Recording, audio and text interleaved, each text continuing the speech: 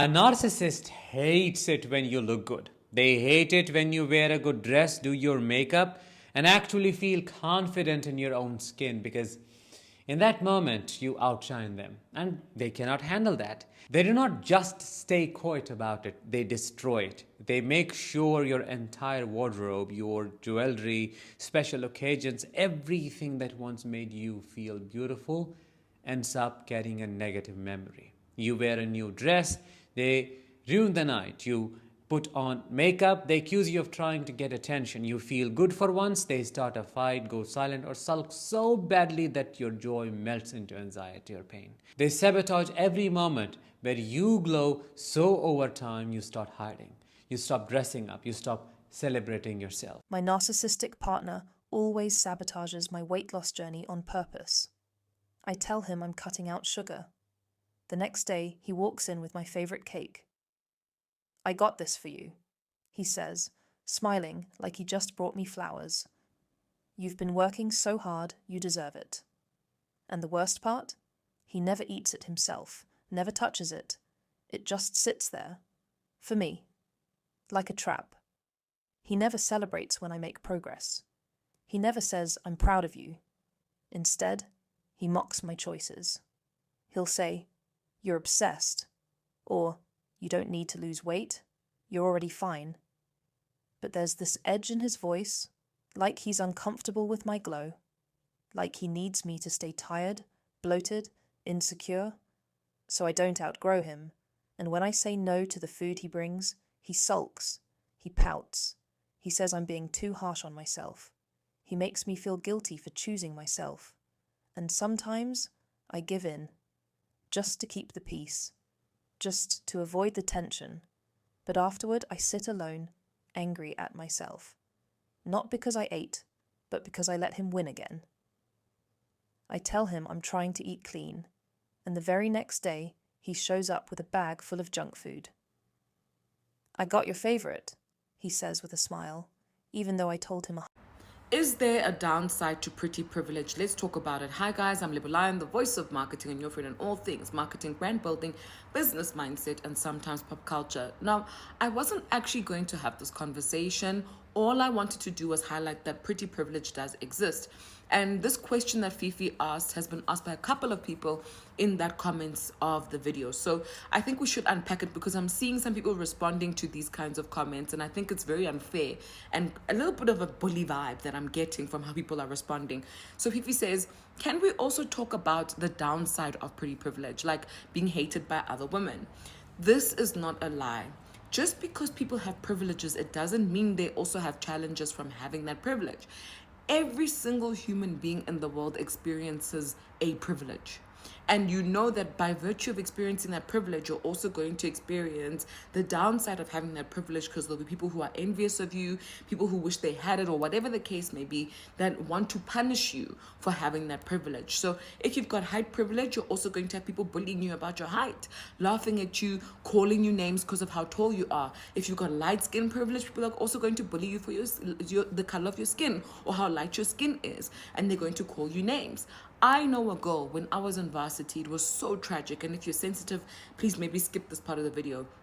But I know a girl whose friends burned her. They burned her.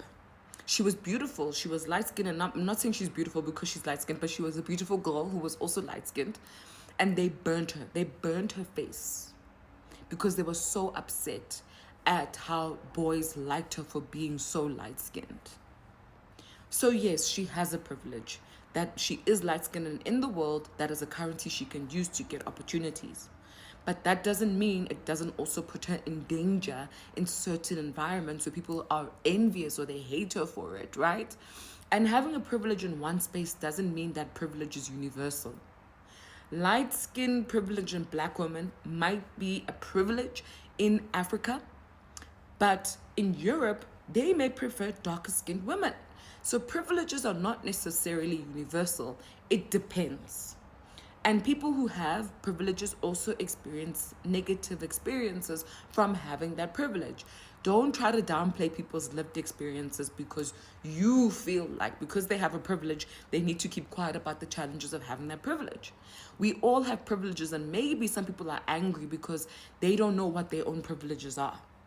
So they're mad at other people for having privileges they want instead of focusing on their own lives and dissecting what privileges they do have and how they're using that and how people are treating them badly and well for having those privileges, right?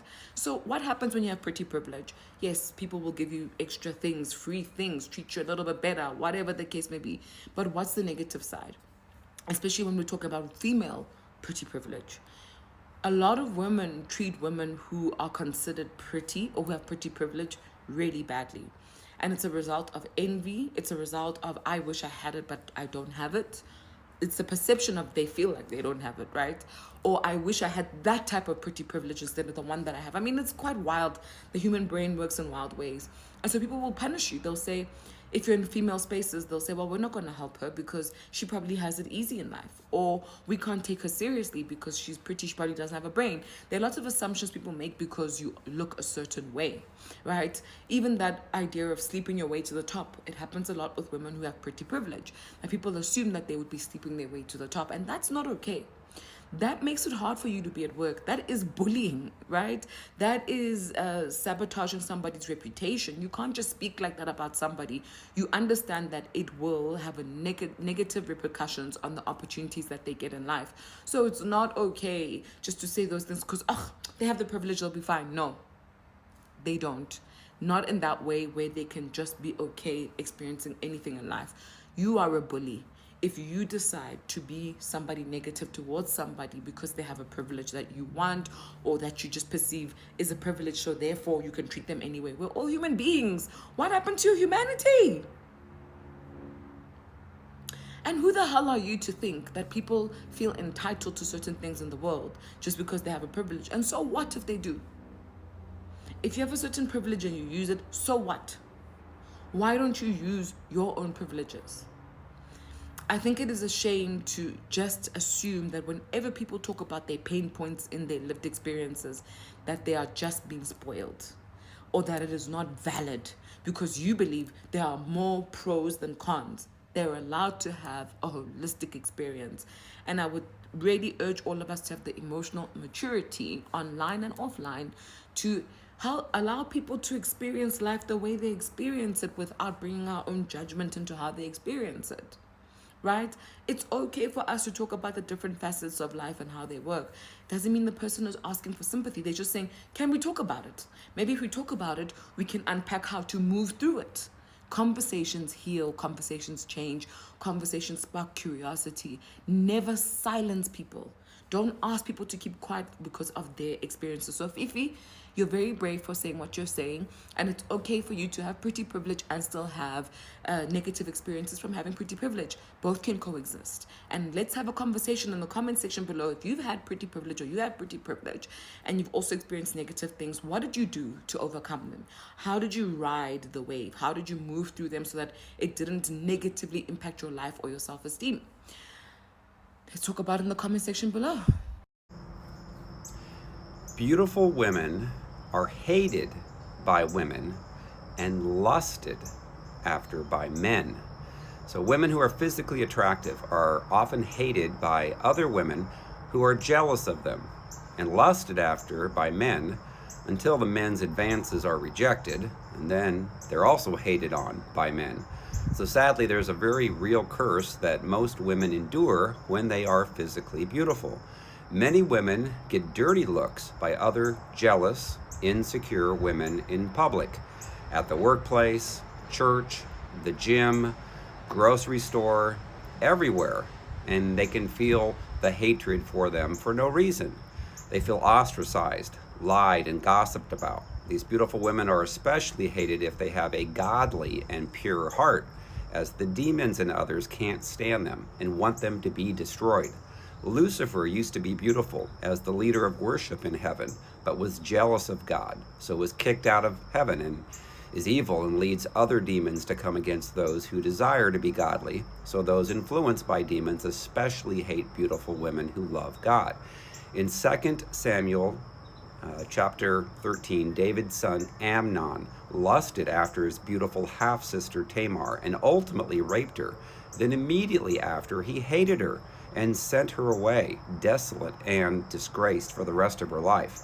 Abraham was afraid his beautiful wife, Sarah, would cause him to be killed by kings because she was so attractive. So passed her off as his sister, when actually was a half-sister. God ultimately warned the kings not to touch her, so they continued their travels. Joseph was born to Jacob and Rachel, who the Bible said was beautiful, and Joseph's half-brothers were born through Leah, who the Bible said was not attractive. So Leah's 6 sons hated him as they were jealous and plotted to kill him, but ultimately sold him to be a slave, and then later Joseph was greatly blessed. So many women who are not in shape are afraid to eat healthier and work out because the extra weight on their bodies will protect them from being attractive to lustful men and hated on by other women.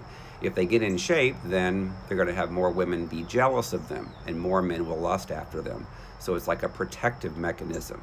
So how does a beautiful woman handle the hatred, jealousy, and rejection? By understanding that people who are healed and delivered from demons will accept and treat them as they should. But sadly, 95% of people have never been healed from their childhood wounds and are affected by demons, so sadly cannot be expected to be treated as they should. So you need to forgive them, which doesn't mean keeping a close relationship with them, and many need to be blocked from your life if possible. And then receive your love and acceptance and approval from Jesus. God looks upon our hearts and loves us no matter what we look like in the physical. All right, so I have a book called Freedom from Soul Wounds and Demons, and it's helping thousands of people around the world to get healed from their hurts and wounds and to be delivered so they can love like Christ. And that book's called Freedom from Soul Wounds and Demons. Again, available on Amazon in paperback, Kindle, and Audible. Also available in Spanish. And it's currently a bestseller on Amazon in the spiritual warfare and the Christian marriage category. All right, thanks. Bye.